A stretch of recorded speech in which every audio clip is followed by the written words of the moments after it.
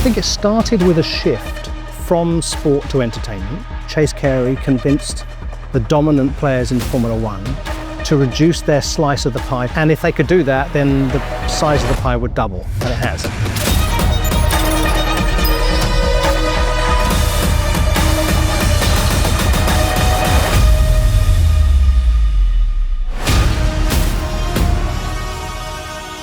Matthew Marsh is a former driver and now motorsports marketing guru.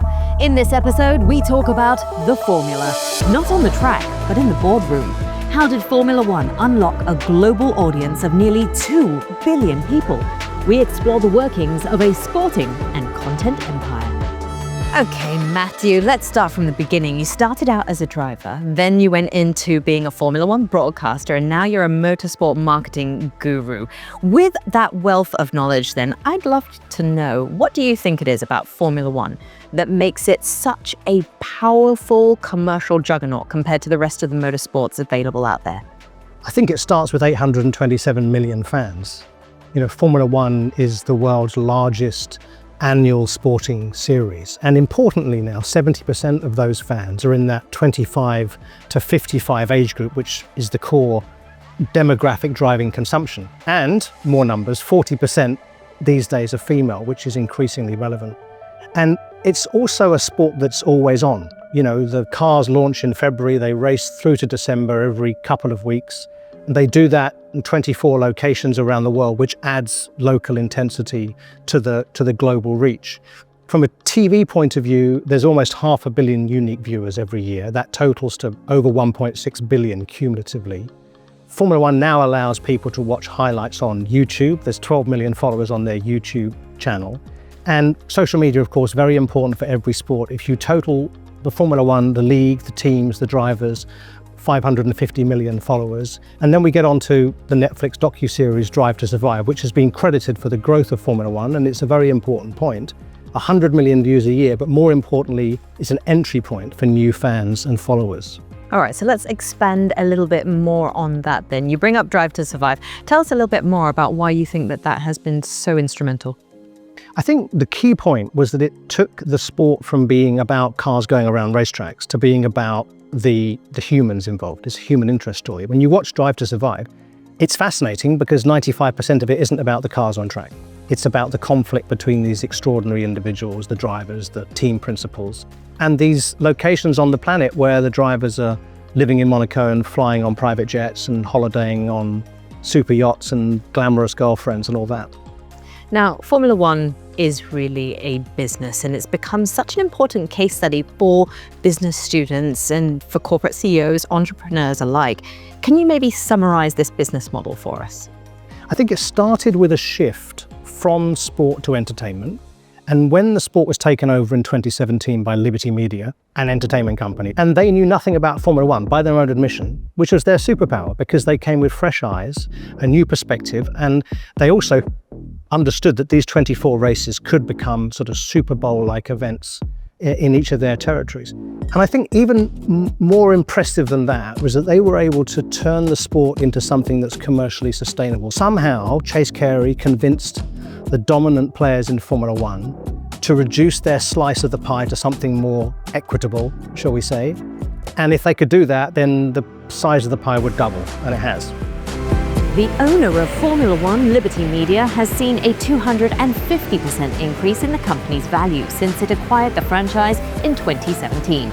It's now valued at $20 billion. And in Q2 of 2025, Liberty Media set a new record for its highest ever quarterly revenue, which reached $1.34 billion.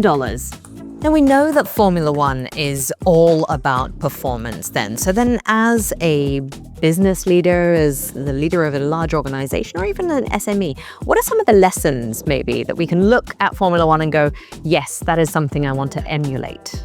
Formula One teams are highly efficient businesses, but I want to give you an example of this. GSK, the pharmaceutical business, the CEO, this is some years ago, but it's directly relevant to the question, toured a Formula One team and said, I can't advertise my pharmaceuticals, but I want to get the essence of a Formula One team into my business because I've got thousands of employees, and if I could improve the efficiency by 1%, That's a huge gain. And for example, I want to have, like you have at the Formula One team, where you have a control room with all the data coming off all the cars and the weather and everything else in one room. I want that from my factories. I want to visualize what's going on in my business. So could you do that for me? And they went into, this was the McLaren team, they went into the GSK factories and they reduced the changeover times for toothpaste manufacturing, very different to Formula One motor racing, significantly, such that the benefits that that company found from one factory paid for the entire partnership before they even spread it across the others. And then in terms of F1 being an extraordinary platform then for brands globally, it doesn't really matter. We see so much money being pumped into sponsorship at the moment. With your marketing hat on then, tell me a little bit about the ROI and how that's translating. Well, for decades, Formula One has been a perfect kind of one-stop shop. You know, you put your logo on the car, on the drivers, on the side of the circuit, boom, global brand exposure. But in the modern world, brands really need more engagement and they need more storytelling opportunities. And Formula One, if you ask somebody anywhere on the planet, basically, male or female, rich or poor, young or old, and especially if they're not a fan, ask them about their perception of F1, the words they use are the kind of words that brands love to hear. It's exciting, it's global, it's innovative, it's premium. And then the business of going motor racing in Formula One is a very complicated endeavor. So it offers an almost endless stream of storytelling parallels. You know, there's 1,000 people in the top teams every year designing and manufacturing a new product, the cars, in a tightly regulated environment.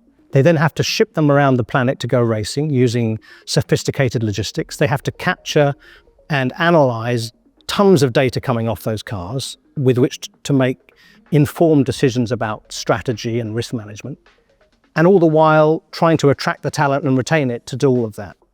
And I think that's, you know, whether you're Carlyle in investment management or DHL in logistics or Salesforce in technology or Heineken with a consumer brand, they're trying to raise their profile, but also telling the story about responsible consumption.